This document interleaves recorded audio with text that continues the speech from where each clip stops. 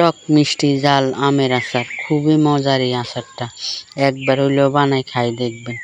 এই জায়গায় একটা কড়াই বসাই দিলাম, পরিমাণ মতো সরিষার তেল দিলাম। দেওয়ার পরে দিলাম আপনার এই জায়গায় লবণ দিয়ে জায়গায় পাঁচফোড়ন দিয়ে দিলাম। পাঁচফোড়নটা ভালো করে একটু ভাজি নিলাম, যেন বেশি ভাজা না হয় তাহলে তিতা লাগবে। এরপরে সরিষা গুঁড়া করে রাখছিলাম, ওই সরিষাগুলা দিয়ে দিলাম। দেওয়ার পরে এগুলারে ভালো করে আবার একটু ভাজি আমরা দিয়ে দিলাম। রসুন বাটা, আদা বাটা এগুলা দিয়ে এগুলারে আবার কষাই নিলাম। এই জায়গার মধ্যে অল্প একটু ভিনেগার দিয়ে দিলাম, যেন ইয়েটা না হড়া যায়।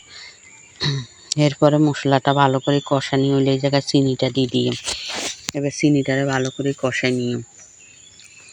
কষানি এগুলারে ভালো করে কষানো হলে একটু সামান্য একটু ভিনেগার দিলাম, যেন চিনিটা গলি যায়। তো এর গলতে সময় লাগবে না পানি দিলে, আর তলায়ও লাগবে না কড়াই।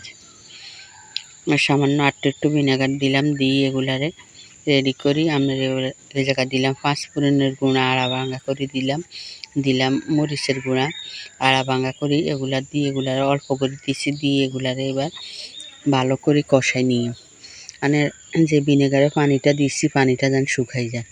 এই জায়গার মধ্যে কিছু আমের আপনার চুনের পানি, এক চামচ চুন দিই আপনার সারা রাত্রে ভিজে রাখছি। সকালে এগুলারে শুকাইছি একটু রৌদ্রায় শুকাই। এরপরে এগুলারে এবার আচারের লগে দিয়ে আচারের মশলার লগে দিয়ে এগুলারে হাঁকাইতে থাকতাম।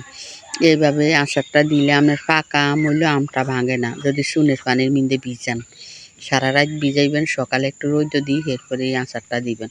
পানিও থাকবো না, আচার অনেক দিন টিকবে, নষ্ট হইব না।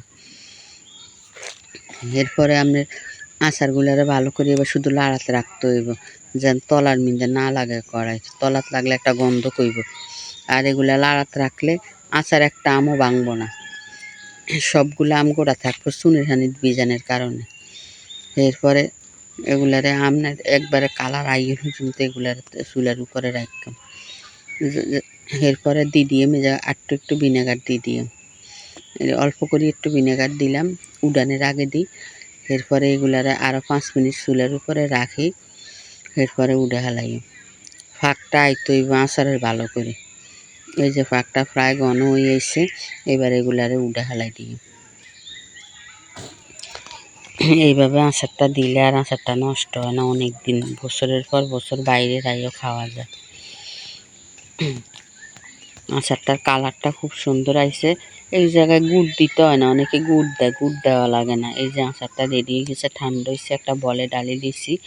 এবারে আপনার 1 বছর 2 বছর এগুলো থাকলেও নষ্ট হইব না। যদি আপনার কাছে ভিডিওটা ভালো লাগে তাহলে একটা লাইক, কমেন্ট, শেয়ার, সাবস্ক্রাইব করে দিন। আসসালামু আলাইকুম।